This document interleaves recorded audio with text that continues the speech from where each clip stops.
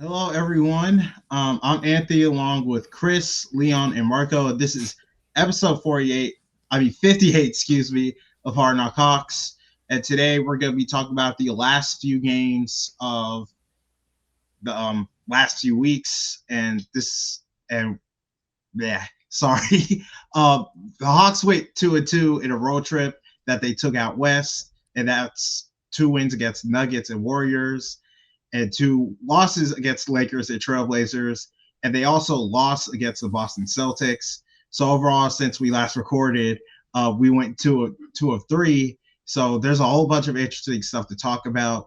We're also going to talk about the Hawks' new acquisitions of CJ McCollum and Corey Kispert that were acquired after the Trae Young trade. So there's just going to be a whole bunch of stuff we're going to be talking about in this episode. So I'm going to start with you, Leon. What are your general thoughts on the Hawks' recent play during these last few weeks? Yeah, the play the last few weeks has been up and down. We're on a downswing right now. I think our top guys have played a lot of minutes. We got a lot of guys out now. Obviously, since we've traded Trey, we've had a few good games, few bad games. We're about what 5-6 now. Since Yeah. the last game he played. So, mm, you know, you've been listening to a lot of guys. You got new guys coming in on the road, where you can't really practice how you want to if you can practice. They come back, play the Celtics, run into that buzzsaw, despite, the guys they were missing. Being down Dyson, Zach, and KP with this roster, not really sure how you're supposed to compete uh, unless Jalen's on his game, and Jalen hasn't been on his game. So I don't know. To me, it feels like he's pressing. He's hearing the number one noise, but he's not making like we used to hate when he made these simple passes, like where he it feels like he's deferring to somebody else. But if they're building a wall, just make that simple pass. I feel like he's trying to press and score, despite honestly what he has around him. It's been some tough defensive matchups, and offensive matchups. Obviously, just even against the Celtics, just like my boy Pierre says, look at the other team's shoulders and look at our shoulders. Look how they fit into their jerseys, and look how we fit into our jerseys, bro. At the end of the day, and when they started Baylor Shireman and Sam Hauser, I was like, oh boy, talk about shooters. You know, up and down. That's all it is right now, up and down. And with guys in and out, it's gonna be up and down. Chris. uh, yeah. Go ahead, Chris. I mean, go Hawks. They've had some tough games for sure recently. They had three in a row, right? Had some confidence going, but Lakers just went off. Blazers, tough game. That's a really physical team. And Celtics, physical team that also went off. Just not a great little stretch there. You got Giannis coming up, but it's really mostly just Giannis. So maybe you can get going again. But since Trey's been out, I don't know that it really is been about Trey. They had a thing going, and I think they're just kind of slumping right now. They're down a few guys, like Leon said, to injuries, and uh, they just really need to be 100% healthy or near it. I think they can get by some without KP against certain teams. But without him long term, Double O is going to get overstretched and start to wear down. They don't really have too much depth behind their big guys. Right now, they're playing without Zach, so none of their wings have any real size, or at least height. So it's tough for the Hawks to really string together dubs. But it's the NBA, and they do have some shooters, man. So this is a team that could get hot again at any time. Um, they really have to figure some things out defensively, communication, and all that. Uh, when Zach comes back, you're a little bit deeper. Trey was out for a while, so now you have CJ at least playing games. So you got some minutes where hopefully you don't have to dig too deep in your bench.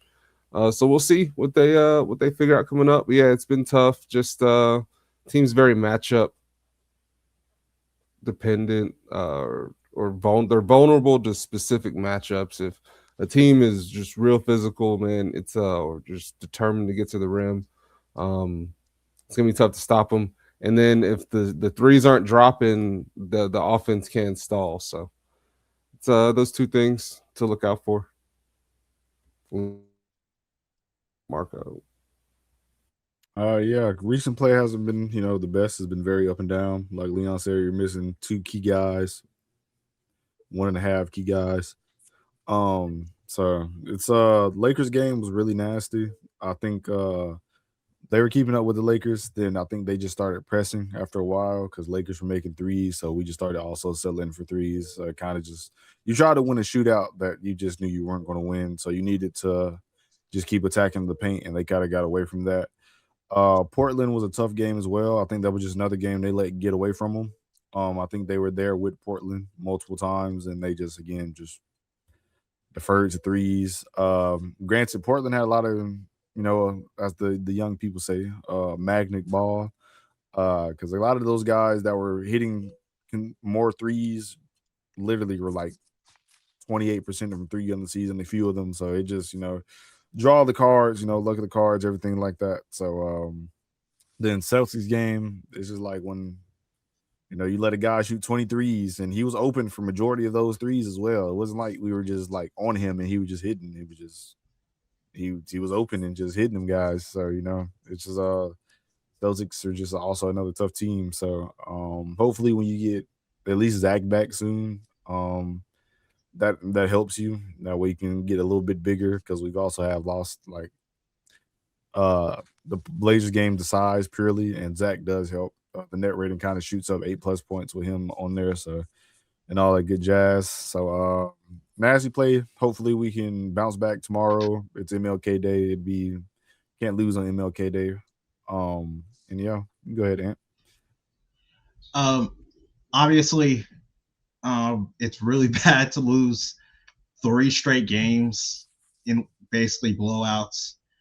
I feel like for the Lakers loss, it's because that was just a bit of, like Marco said, was magnet ball. They shot just so well above their baseline that we just weren't able to stop it. And for like the other 2 games, we were just outcompeted like physically and shooting wise.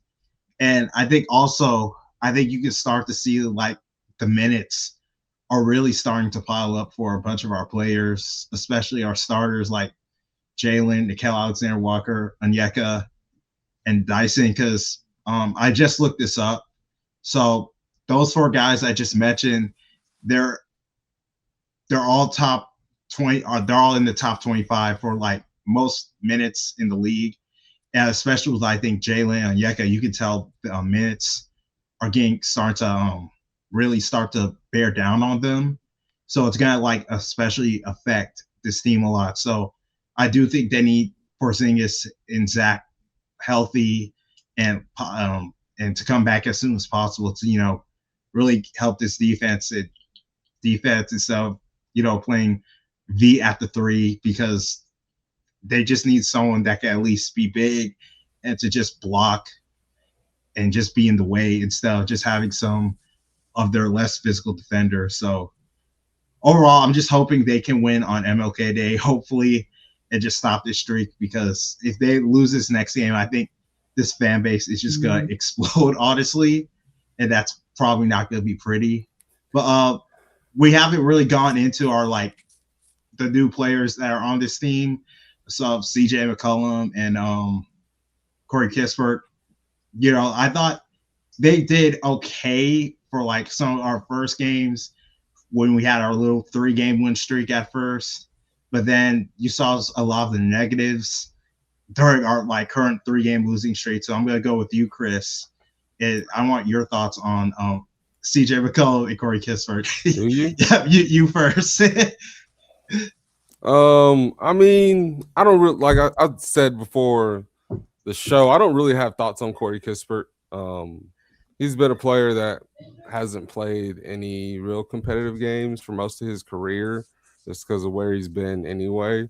But I mean, on paper, he's a solid shooter, and he looks like he works out. So I mean, you got a 6'6" guy that actually brings some strength, and he's a little bouncy. So we'll see what he can bring to the team long term. He's got a solid baseline as a shooter, and off the bench for his number, it's not bad.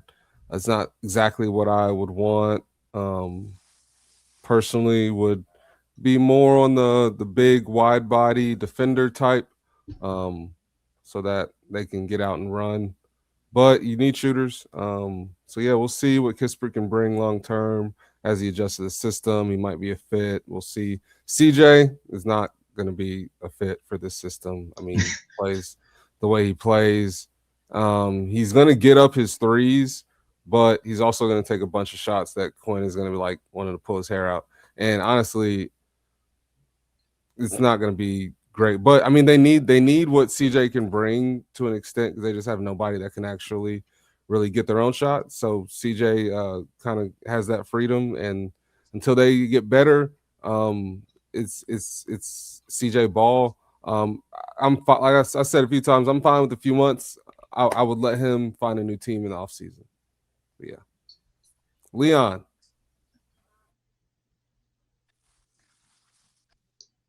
I mean, you got guys miscast way too far totem pole right now. CJ is clearly playing CJ ball. Like I said on the spaces a couple times, I feel like he hasn't had time to gel if he's going to practice.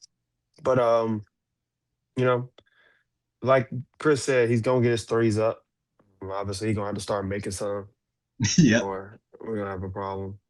But, I think, and I mean, you start putting guys in the game that haven't played in a few weeks just to see, and they're not ready to come in down 15 or whatever and make a difference, especially since they haven't played guys like Asa and whatever. Corey Kispert, shooter, and referencing the great Glenn Willis, he's just going to need a little bit of time to adjust to the pace at which we play. He's getting around the screen, just not doing an amazing job of getting his feet set. And it might be next year that he really gets it, but he'll hit an inside out three, hit an inside out if he gets his feet set. Have time to jump up into a shot. But CJ, hopefully he's gone. We'll have somebody else to fill that role. Until then, I'm just waiting for the guys that are supposed to be playing over them to get back.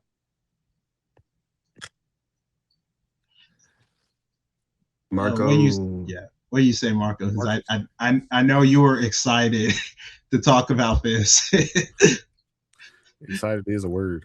Oh my God. I ain't gonna lie, man. CJ got to go. It is. I ain't see. Look, I was with it before he actually put on the uniform. I was like, okay, he's still pretty efficient at 34. He still, he still got it in the little tank. Little did I know, man. You done brought Hitler into the White House, man. That shit getting crazy, man. He taking shots away from Jalen. Like his first game he played with us, I was okay with that performance, but it's like it was clear he was waving off guys that were like wide open.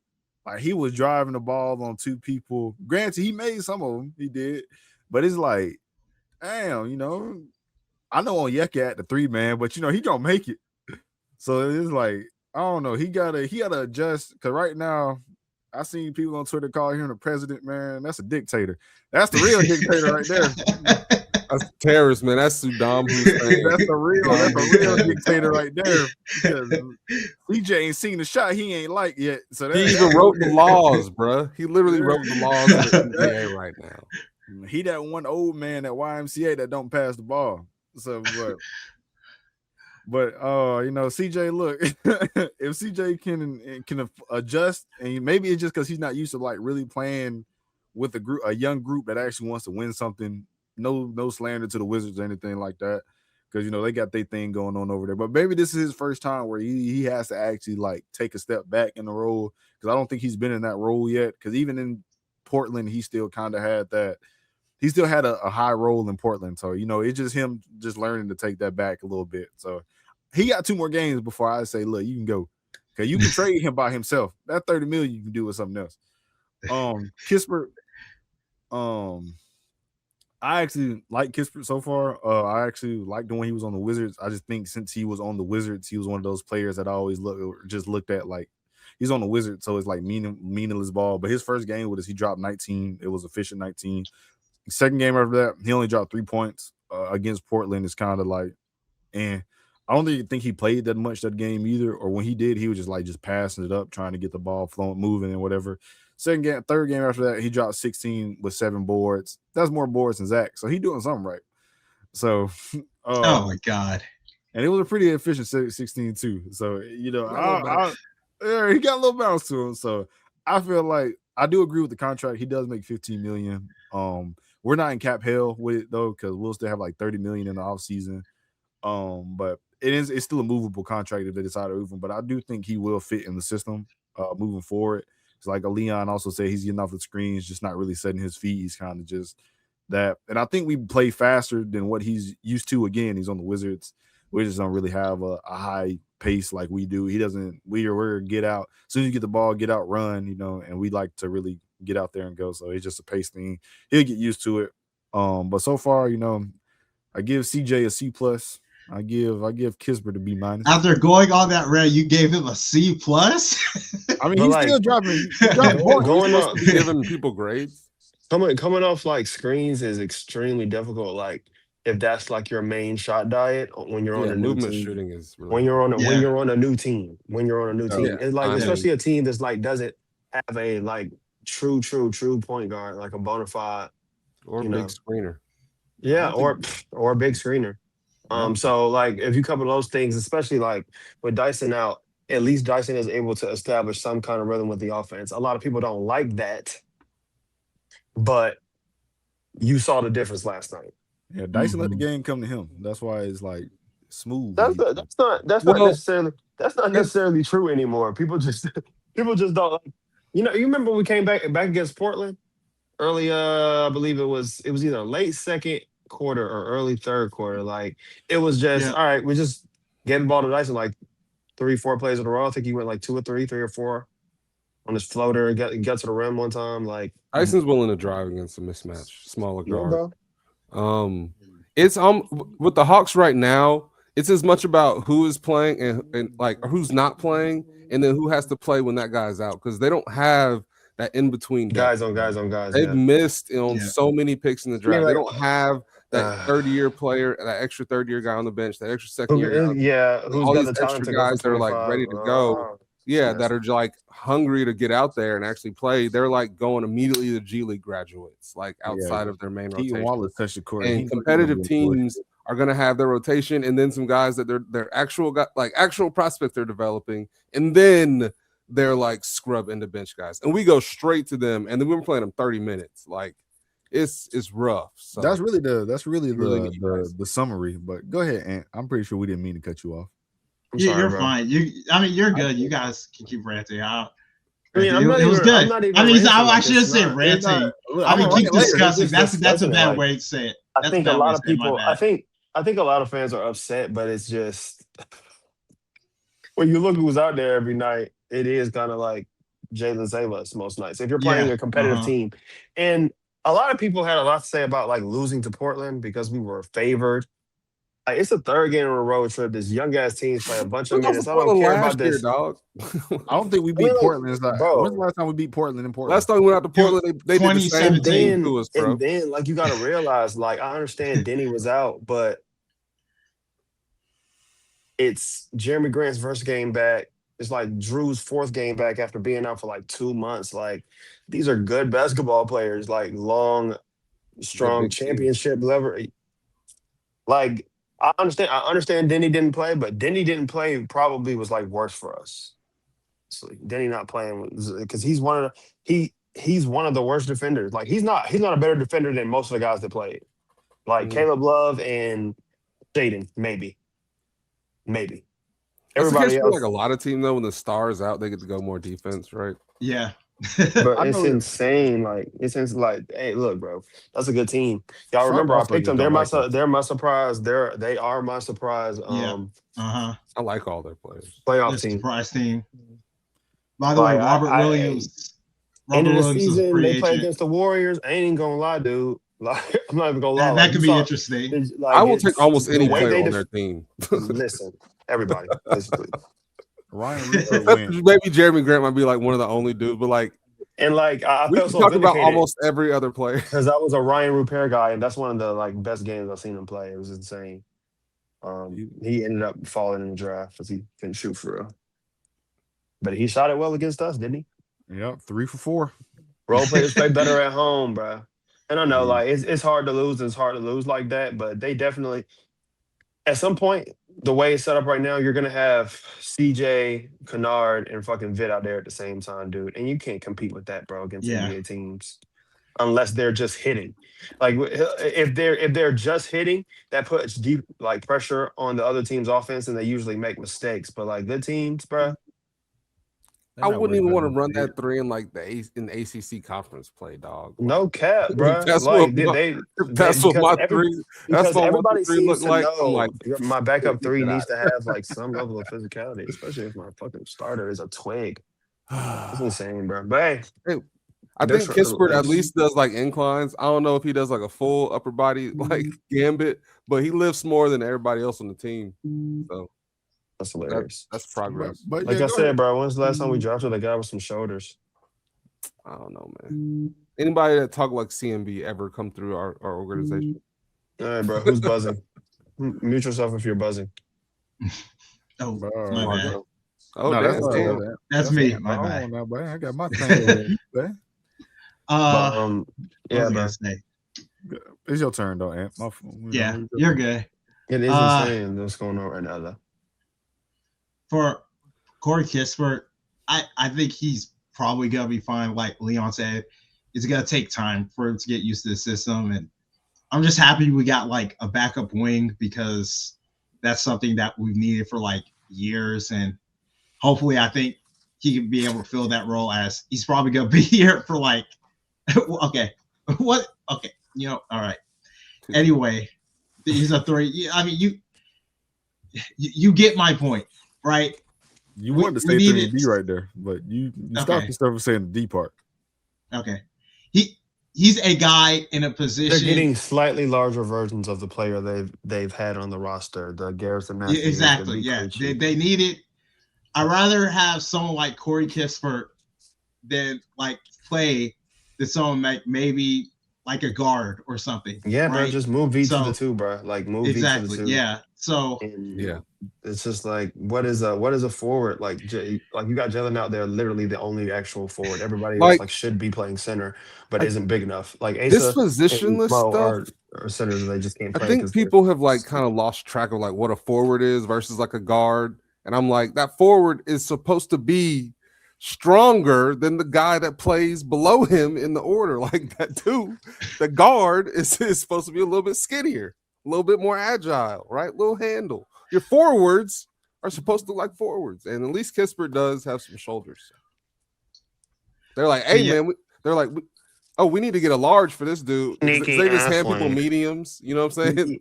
You come in the Hawks locker room. They go like, oh, we put a medium. You need a. He's like, no, everybody on the Hawks. Man. Everybody on the Hawks a sneaky athlete. I don't like sneaky athletes. I need it. I need them to know the moment your foot like on your launch. You know, like real athletes when they really plant that launch foot, everybody already out of their seat. Like I need those guys. Oh yeah, no, Kenyon Martin was like. When Ant had that dunk on John Collins, and he was like, there's some guys, when they get those 2 feet down, he was like, dog, just let it go, right? You don't have many of those guys on this roster. Jalen, people got away for Jalen a little bit, though. I mean, dude, Jalen has to realize what he's moving. If Jalen if you stop him, then you have a chance. But if he's moving, they usually he's going up. Yeah, bro. Like they're able to build a wall up pretty easily for him right now, and like guys who can cut through traffic just aren't being rostered right now. And like they're already, because they're a ball movement offense, they're already a high turnover offense by design. And then Passing is risky. yeah, I mean, you got new guys on the team. We like to cut, like a lot of that's read, a lot of that's read and react, a lot of that's chemistry, a lot of that's knowing where a guy's gonna be. And that's not gonna be pretty right now. And people are gonna say excuses. Um, obviously I had a lot of things to say before the trade happened, but like 5 and 6, considering all the other guys who've been out, 2-2 road trip. Obviously the Celtics game was, Bad. you saw him, bro. Like, I mean, like I don't know. You got the 3 guys on the roster right now who are plus size for their position out. Isn't out, Zach out, Kristaps out. And Quinn playing those guys all that whole game. I don't know. If you're trying to send a message to your team, that's cool, but no, I hate to say it, but not to say I hope Jalen's hurt. Obviously, I wish nothing but health on the board. But the way he's playing right now, it's just Hey man, that's CJ. inspiring. Encouraging. Okay, bro. I was Right. I was gonna mention it with CJ. Like he's playing like really bad right now. I just hopefully like maybe he'll realize. Look, bro. Like, CJ don't start, bro. He's not CJ supposed don't to start. I mean, yeah. Well, he did against the Celtics, but like CJ doesn't start, dude. I know I get it, but it's like his usage rate is so It's high. his usage For rate. like, It's his usage rate when he's on the floor. He's not Yeah. on the floor with Jalen all the time. He's Okay. mostly not on the floor with Jalen. He's mostly on the floor with other players who shouldn't be initiating. Against the Celtics, I knew like 5 minutes into the game, like you're gonna have to play through double O tonight to have a chance to win. And they didn't really did that. Every time they did it, you pretty much got good results. Get their center away from the rim, and obviously they got guys who can block shots all over the court. Like I said, like Derek White and Jalen Brown are on the floor. Like those are 2 guys who can play the 1, 2, or well, I mean, like between them, Derek White combo guard, Jalen Brown like wingman. So you feel me? Like those guys can rotate low man and meet you at the rim. And I'm talking about pretty much anybody, like everybody not the everybody not in the S tier of dunker. They can meet anybody else in the rim. Like Shaden probably gonna get past them. Giannis might get past them. And if he, like you say, if he get 2 feet down, but I mean, we just don't have the athletes, especially with and like y'all say, I'm not the biggest Zach fan, but like he's better than V. Krejci. Just flat out, he's a flat out better basketball player than V. Krejci. Have I said 100%. otherwise? Yeah, I mean, I may have said that. otherwise, but I might have said that before. But like, I he's was, a better shooter. Neither here nor there. he's just a bigger body dude. Zach's a way better defender, and it's the minutes, right? You have defensive minutes from like an actual small forward that you're missing now, so it's definitely an issue. Yeah, and I was good. Yeah, I mean, we It's can like 3 guard lineups. Like every lineup's a 3 guard lineup. Yeah. And like play Jalen at the 3 stuff. Oh. This ain't college, bro. Like, this ain't college. You got to have NBA forwards and NBA bigs. That's the difference in the leagues, bro. Like, people don't like in college, like difference between like Division 1, 2, and 3, and like the guards. It's a bunch of dudes in gyms all around the country between 6 foot and 6'4" that can go. Mm-hmm. It's the 6'8", 6'9", 6'10", 6'11", 7-footers that these D1 team that Duke and them rolling out double bigs that people can't handle that at college. You know what I'm saying? And you get to the NBA, everybody's supposed to have all these massive big people, and we just never really quite got that. I mean, the 2 biggest guys like on the roster, point blank period, are hurt. Just mathing it, but it is what it is, bro. Not big enough. Boy, there's a lot on double O right now, man. I don't think people realize it, bro. It's a lot on double O, and I understand he's not like he's not an all-star center, but they haven't given him a lot of help either, But they always kind of. He's been the only real center for like the past I mean, 2 or 3 Could have months. been 6 I man this year, mean, bro. If they Because actually KP has yeah, but basically like only played he's like started 6 set games. 31 games, and Yeah. so he's definitely gonna start another 40. over leveraged him. Yeah. That's I mean, tale of the Hawks, man. They're constantly 16, 8, casting out. 3.5, 2 turnovers, a That's steal, gonna a be too much. block. Is he gonna get there? Probably not. Yeah, probably not. There's not a lot of times a guy gets 100 steals, 100 blocks in a season. He's probably not gonna get there though. 50 and 40.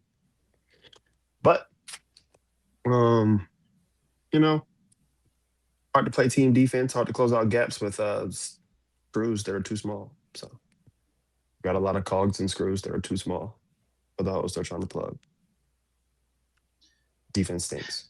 Yeah. Still better than without Trey. I don't care what anybody says. Don't be mad at me. Don't be mad at me because I didn't. I mean, I forgot you weren't here for that episode because you were Whatever, doing bro. stuff. Dude. Like it is like if a guy's athleticism is sapped and he already wasn't a good defender, like what do you expect is going to happen? And then the effort was almost never there, and even when it was, like I hate to say it, it looked forced. Like y'all don't have to be like, I know y'all eyes not working too much different than mine. Like y'all can tell when Trey tries on defense, when Trey tries on defense, it doesn't. It don't even look genuine. Like it looks so fake, God. bro. But maybe that's just me, man. He still be late. I was gonna go into this discussion now about like the defensive stuff. So I think a lot of the fan base has lately been in kind of a revolt against Quin Snyder. I think it's been like I feel bubbling up for the past few weeks, but I think it's starting to get to a head at this point. There's a very good chance we're probably not going to be above 500 unless we go on some like big run near the end of the season, which could happen since the schedule is considered to be like really easy in like February, March. So, what do you guys think of Quin Snyder's job so far? I guess this season, and let's start with you, Marco, because we were talking about it like before we recorded, and I think you said you wanted to talk about it. You wanted to like say something, or I forgot. I was just letting you finish a little introductory thing. Yeah, because it's weird, honestly, because on one hand, like I get the criticism, but on the other hand, you could say that Quinn arguably has not had so many problems with this roster for literally every single year of his tenure. So,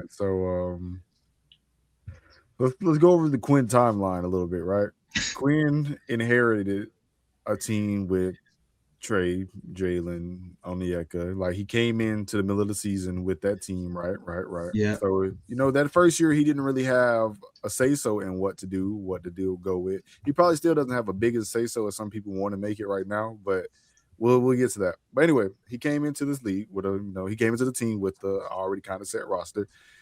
Fast forward, the next season, Hawks was kind of in cap trouble. We couldn't really sign like real guys. We had some contracts we were stuck with. So he worked with what he had. We already knew what the team was identity-wise because you had Dre. Dre isn't really the defender that some people want him to be or the rebounder that some people say he is and things like that. Relax. Dre stinks. But and he played with Capella, so like Capella was regressing, but Capella was still kind of still serviceable when you needed to board it to. Offense was still kind of going down, but he was it's whatever. So I'm not gonna go over each time, but let's go to the current roster. Quinn has had a real. Now I don't know. I'm not in the front office. I don't have any sources. I don't have anything like that, so I don't know what's going on the roster building side. This could easily just be, again, we've had some problems with Tony. It could be Tony just being like, I feel like this roster is fine. And that's it, And it could be Quinn just like, I don't agree with that. It also could be, like everybody said, like everybody's saving their assets. Efiana's ass out. They're saying a lot of deals around the league are done right now. Yeah, Wendy did say that, but we'll get to that. So, as a defense wise, I'm on record saying this when we had Trey that I don't believe if you are committed to trade, you cannot have a undersized point guard and an undersized center. I've said that multiple times before we got the first pick last year, 2 years ago, and all that good jazz. I was like, if you're committed to trade, you need to add a little bit more size. Right now, you got rid of Trey. You still don't have that size. Now, like you said, Onyeka is playing a lot of minutes. Onyeka is not a rim protector or a high shot blocker. Rim deterrent, yeah, whatever. It's good defender. Yeah, like he's close outer. Say it again. A little bit. Like Onyeka is just not that. Like, is that now? Grant, like we wanted the KP to be that. I banked on KP at least playing 50 games. I don't know how many games he's going to give me right now. But even in the games KP has played, he hasn't been the rim deterrent I'm really looking for. Like I was expecting at least. It's kind of just been there. I disagree with that, but go ahead. Go ahead. Hey man, when KP playing, he playing 7-on-5, so I can't blame him too much. But But it's just like the defense, like you have the wing defenders. You have a very solid wing defender in Dyson. You have another solid wing defender in the Kill. Jalen is getting back to defense, kind of. That's been another big problem this year. Jalen kind of has not cared about defense too much for some reason, because everybody can just backdoor him every time. But the wing defenders, the wing. Come on, man. I was just gonna let you get your shit off, bro. Look, the wing defenders can only do so much when the hole is wide open. Pause.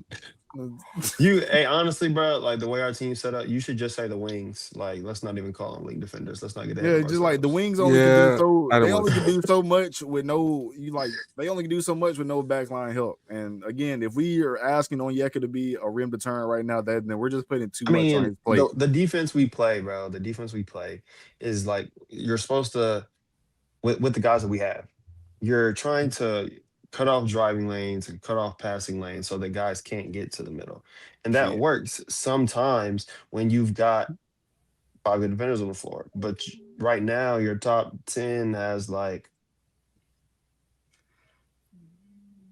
4, 5 bad defenders, like bad. You got like 2 or like that. Somebody made a thread on Twitter of teams hunting Vit. If I can ever find that, I'll link it on my thing. Good. That's another thing. You know what? I gotta say something. Here's what I've noticed about the league lately, bro. Teams are like, there used to be a time where a team would really just try to run their shit against you. They try to run their sets against you. But most NBA teams now, especially the good ones, like they're not playing. Like they're attacking mismatches early, and and if you leave that motherfucker on the floor, they will just they're gonna keep going after him. Yeah.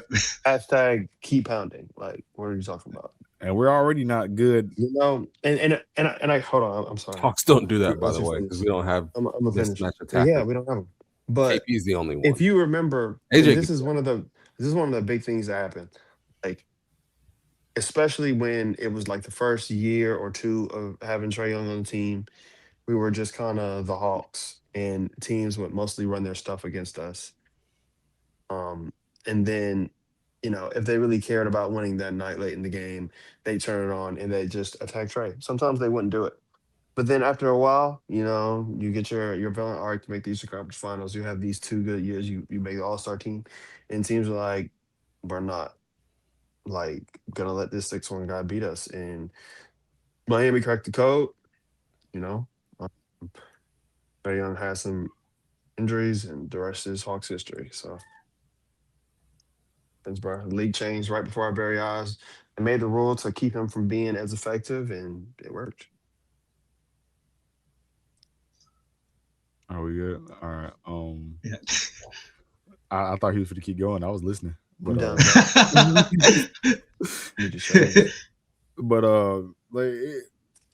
I feel like the Quinn thing, I'm like, I said it this morning, I'm kind of already on from just move on from Quinn because but this not because of like the defense wise and things like that. I just felt like if you got rid of Trey, I feel like you can just go ahead and move on from Quinn. It's been multiple reports out there that they were tied at the hip. You couldn't we got Quinn because of Trey. We thought Quinn Ball was the best for Trey and everything, but I think now it's just time to move on. You clearly have picked a direction with Jalen. Feel like you can get another guy that's over there and whatever. But back to our personnel. We just don't have the defensive personnel that a lot of fans probably think we do. Like I said, KP, I wanted you to play at least 50 games. At least like you were a body in the way. Sometimes that works. Sometimes that's a lot. You're a big 7-foot body that's just in the way, and people still have to respect you driving to the rim. That's still a thing. But just summarize it because I don't want to keep going too much because I got to go do something soon. Your wing finisher, they just need help. You need help. Holes wide open. I think teams are shooting like 65% at the rim against us, and so it's just all bad. You need to get some bodies. You need to get another center because right now it's a lot on OO plate, and you can't expect him to go out there and play defense while he also has to be a real guy on offense now. So it's just kind of all bad. But go ahead, Chris. Let's start with you, man. What was the exact question again? What were your general thoughts on Quinn this season, basically? General thoughts on Quin Snyder. Yeah. With Quin Snyder, I think we're about halfway through his deal, maybe a little bit over halfway through. I think there's a couple years left. I just got one more. It's not to 28. Next year's 26, 27, then 27, 28, I think is the last year of his deal. I get checked real quick. Because he came in halfway through a season. So I think it truly kicked in that next year. It's through 2027, 2028. Okay. Yeah. He's got a couple more seasons.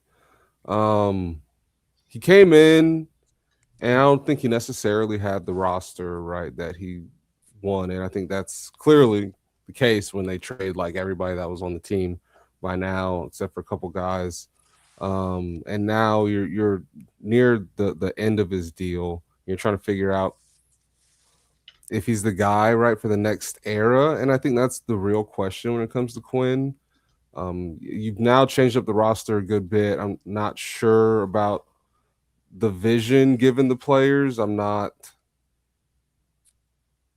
fully bought into who he's playing night to night. Maybe the creativity, I think, is not really there. I don't know if he's been a guy that has really emptied the clip in terms of being a coach to get every win he could get every night. I think there's guys that he could play more if he was willing to just get the dub ugly, but it's not really what he's been about. And I understand is trying to establish a culture and a style, but I think thing we've been talking about lately is over-indexing on culture, right? And I think that might be just a big issue for Quinn right now, and I'm not sure if the roster is ever going to get to the point where Quinn can do that comfortably and the Hawks can win as much as they need to night to night. So for me, my questions with Quinn come with the about his creativity and if he can really optimize this thing and get the most out of each player night to night. If the players that he's picking are gonna work in today's NBA. I don't know how much control he has, obviously, but you would think that the GM is getting the coach the players that the coach wants. I think that's usually how it works. And at some point, it's going to be Quinn's roster, and he's got to get wins. I think this season they probably earned a mulligan on the record because of the Trey trade, and you kind of need to reset, and you got a big lottery pick coming up. But yeah, I do really want to see some progress. I'm sorry to interrupt, but I mean, to be fair, I mean, we've been saying that every season.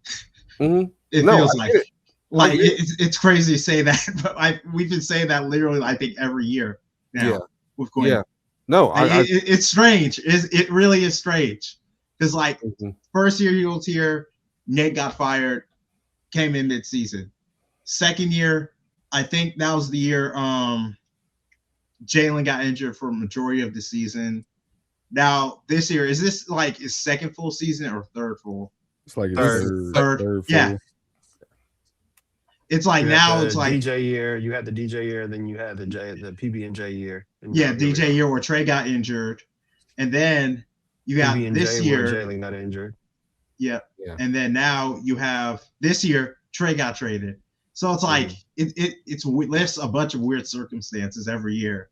So didn't mean to interrupt you. Yeah, and they also tried to bring in KP, right? So the plan got all jacked up again. And I really want to. So much of NBA winning is like on personnel, so I can't put all of their failures on Quin Snyder, but I also don't know that I see the strings being pulled or the clip being emptied night to night to really manufacture every win possible. I would like to see that start to happen moving forward. I'm not totally out on Quinn right now. Like everybody, I do have the questions, right? And like, I mean, I don't know how many strikes he's got. I haven't really been keeping track. I'll check again on my scorecard, but I do want to see them kind of establish an identity on one end of the floor at least first, and then maybe start to get some wins. But it's hard to say this year. But man, I think this is the last year that you can really give them that mulligan because you've now got rid of all the bad money, right? So, and you have a super pick coming in. So I want to see y'all start to really make some progress and establish something. I think the mulligan days are over, and I don't know how hot the seat is yet, but if you're going to start to turn up the heat from here, I understand. I'm not totally out like a lot of people, but yeah, I understand a lot of the criticisms. You got guys like Mo Gay not playing some nights, and you got a team that needs what he does. Sometimes you don't have to try to score 120, and you need to actually try to stop the other team from scoring 100. Actually prioritizing size behind Trey Young and prioritizing size around Jalen Johnson now still. I need to, like, I know making trades are hard, but do you want to win or not? I really need to see them really start to act with a sense of urgency to get these dubs. What do you think, Leon? I think Quin Snyder's been not great. I think Chris nailed it on the head. Like the most frustrating thing is his ability to make adjustments like in game. He just kind of goes philosophy over everything. It kind of reminds you of winning time. When the coach was like the system. Can't remember his name for the life of me right now, but it does kind of as you know, over indexing culture is a great way to describe it. But you just got all these small guys, man. You got all these small guys, and I can't say whose idea that was. I know he wanted Donovan Clingan, supposedly. So, I mean, you feel how you feel about Riche, but that's the thing. You saw what he was able to do against us, getting double on foul trouble because, so he didn't get easy offensive rebounds. He is Clint with passing, without the athleticism, but just a massive human being. And it works, but I can see why Clint wanted him on the team. I'm not entirely sure what Quinn's supposed to do, but he is not great at getting these guys to give effort defensively. That is a thing that I've just noticed. Just the execution's just bad. Like, just very lazy, jumping closeouts, very much not communicating, very much any. Like Chris said, I'm not all the way out on the guy. Watching Christian Coloco block Wemby right now, so hopefully he'll play more than 2 minutes the rest of the season. Ooh, nice finish. Hey, bro. Wait, it's your turn, Ant. My thoughts is basically kind of similar to yours, Chris and Leon. It's basically like for me, I don't want to say I want to fire Quinn, but if he did get fired, I would just be okay with it. You're hilarious, dude. I mean, I'm just saying it's because it wouldn't be the end of the world if he got fired. Yeah, exactly. I mean, it's because so when he was brought here, the offense was bad and the defense was bad. And right now, the offense is bad and the defense is slightly below average. That's 2 cheeks of the same ass. That's not that much of improvement. And yeah, we can say like the roster has problems and stuff, but coaches deal with that all the time. You have to be able to adapt and stuff. And I don't know if Quinn has shown an ability to really adapt to game to game. You know what really exactly. pisses out? I don't mean to cut you off. Yeah, my bad. It's not even a willingness though. Like Quinn will always preach about size. Like post game interviews, he'll say something about size. He even went out his way. He's 6'8". Yeah, he went out his way to even like to say Onyeka, is a 6'7", 6'8" center. So like he always preaches about size, but then he'll run on that court and put out Keaton. This isn't a defense of him. I think I think it's a protest.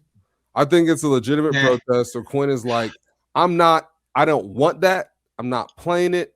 Get me what I want. I'm just gonna play this guy. Like that coaches do that. Coaches will do that shit, bro. Right. They will protest, dog. Oh my god. You can't tell me. He didn't even move it, which is you can't tell me Quinn be happy with Keaton. We'll see how in line they are, bro. We'll see how in line they are. Like then Quinn also has a bad habit of going with like experience over, but sometimes you just got to play a guy. Like when the Grizzlies had Taylor Jenkins, it was when he went out there and played is a nigga named Bobo? I didn't mean to say that. It was like Bobo. It slipped out, my fault. But like he'll go out and he'll just know like sometimes you just gotta trust guys go out there. It's just like what Chris said with Mo, like when Mo was guarded the last time we played Toronto and Mo was a primary defender on Brandon, he was making it hard for him. The only reason Quinn took him out the game because he couldn't do anything on offense. Like I don't care. Mo was doing what I wanted Mo to do. Mo was out there being big in the way, playing defense, grabbing rebounds, helping on the shot block. That's all I want Mo to do. I'm not going out there and expecting Mo to drop 20 like he did against the Lakers. I still don't know how he did that. But he just like he just like scared. He's scared to run things. Like I know some people don't want Jalen at the 3, but it's at times you have to just try it. Like you gotta Ace is like I'm sitting here watching Christian Koloko, Santi Aldama, and Jaren Jackson on the floor together, and I'm like, if that can happen, Ime would have already done it, bro. You look at the roster Ime putting around Sengun. He was like, look. You ain't getting us beat, all right? I'm going to put a big next to you. I'm going to put a power forward at the 3. I'm going to put Kevin Durant at the 2, and I'm putting a Viltrumite at the 1, and we are going to play defense. He's going to put size out there, and it's not going to always – they were like, look, KD can hit some shots, so we could fix – because the offense wasn't pretty for the Rockets. It was mid, but they were huge, and they can lock up. And they're not picking an identity and just like the Hawks should really just start.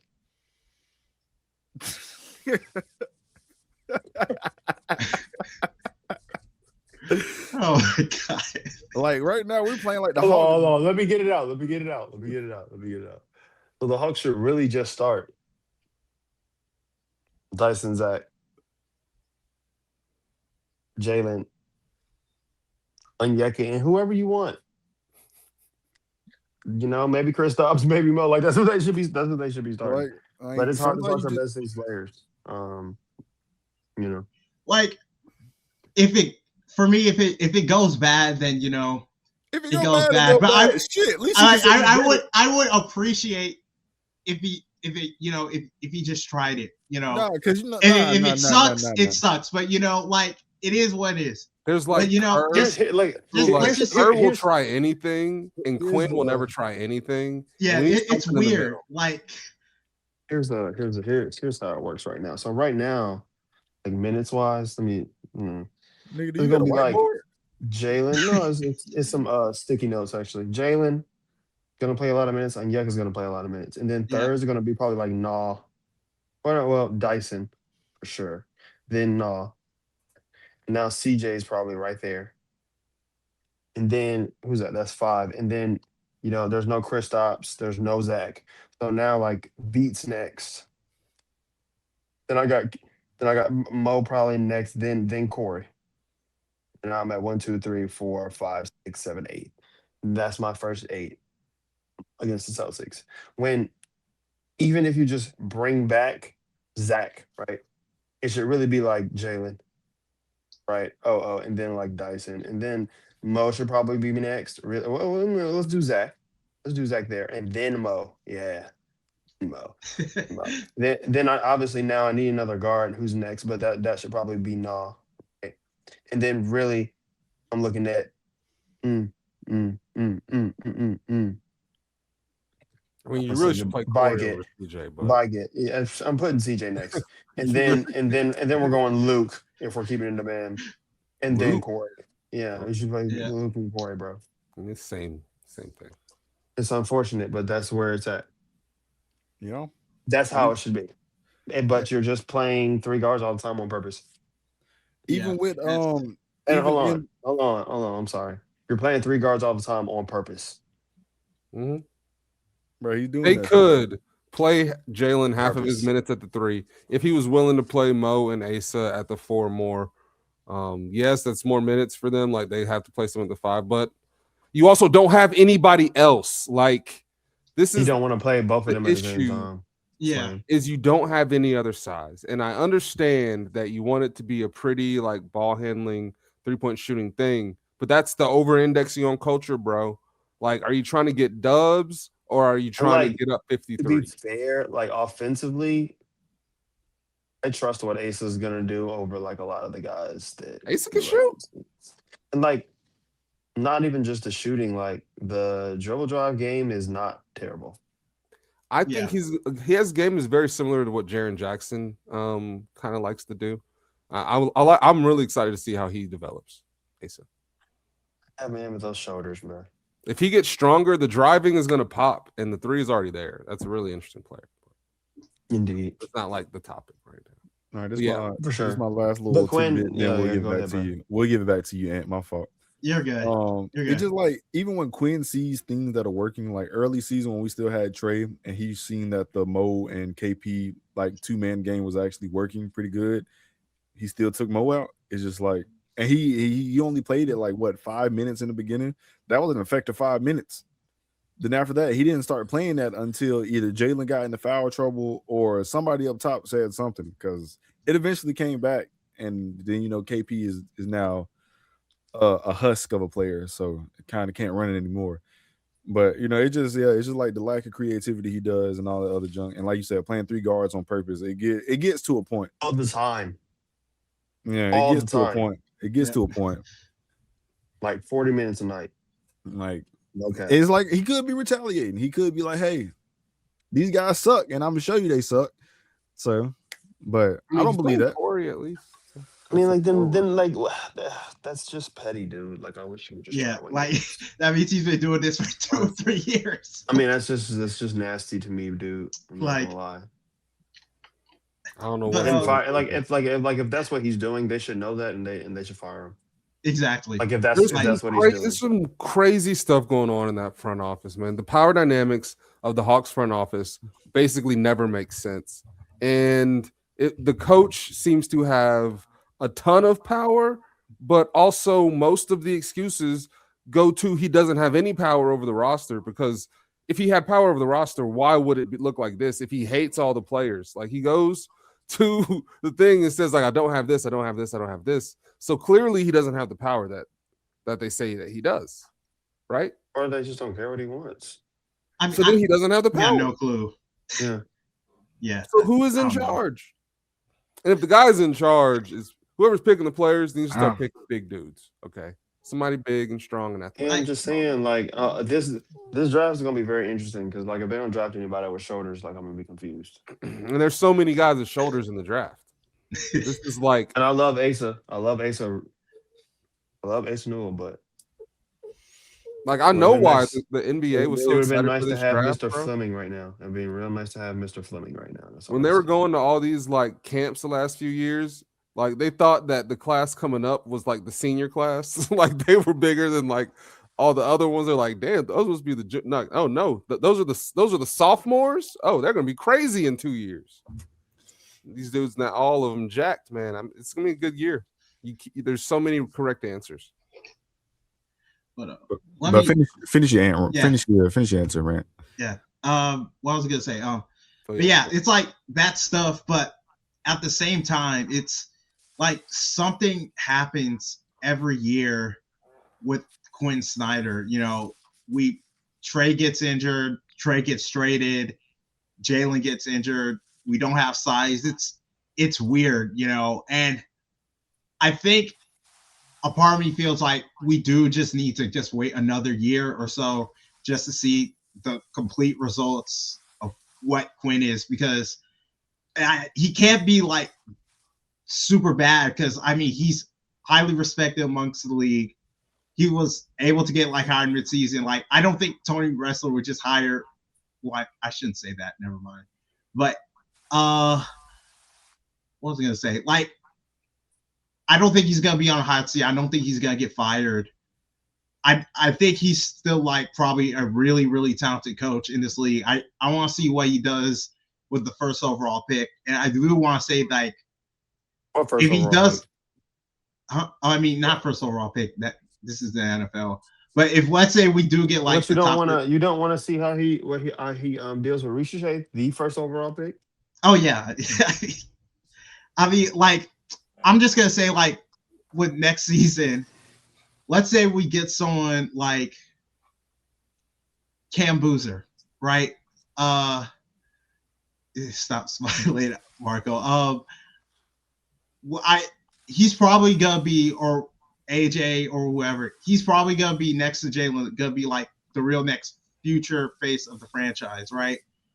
If he's gonna do like possibly like the same thing where he's not gonna play a bunch of minutes or something in his first season or whatever, I'm gonna be frustrated, and that's really just gonna make me like angry, right? So I'm just gonna be curious to see what happens for like Quinn, because I assume he's gonna stay here. I don't think Quinn's gonna get fired or anything. Like there's no reporting that Quinn's seat is like on fire or anything right now. So I think it's just gonna be interesting. Hopefully everyone's healthy next season, or he may get injured again. I don't know. But let's go to final thoughts. So I'm gonna start with you. Who I need to start off with. Marco, go ahead. Final thoughts, man. I just hope we can get something together. We have a very easy schedule in February. I hope if the Hawks are at least trying to make the playoffs, even if we got to go the play-in route again, that you at least try to make some weak hair to a degree moves at deadline or before deadline, because that'll be here before you know it.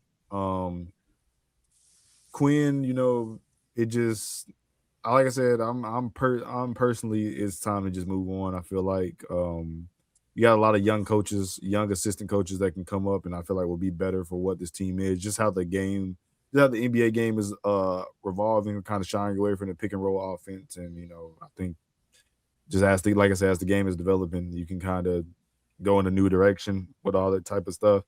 Celtics did it. Spurs did it. You know, it just sometimes you got to just go with a fresh mind versus what's already been in the league. So, but we'll see how it plays out. Quinn might actually start coaching again towards the end of the season, and, you know, we might actually, you know, do some things. Like I said, go Hawks, just win. Just want something to be happy about again. Leon. I just want something to be happy about again. It's crazy. Oh my god. I mean, look, man, guys have played a lot of minutes. A lot of guys have been out. You know, a lot of people who are upset about the trade debacle are doing what we like to call victory laps. Still a lot of season left. Still a lot of season left. I think if you put all your chips in on this season as a fan, then I can understand the frustration today. But, you know, if you're a true fan of the team, you got to see that the outlook is pretty bright.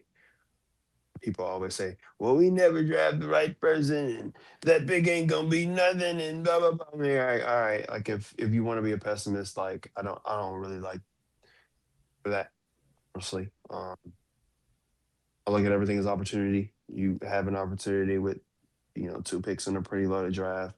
You get a really good player at wherever the Cavs land, probably somewhere between 21 and the end of the lottery. I don't expect them to fall out. But hey,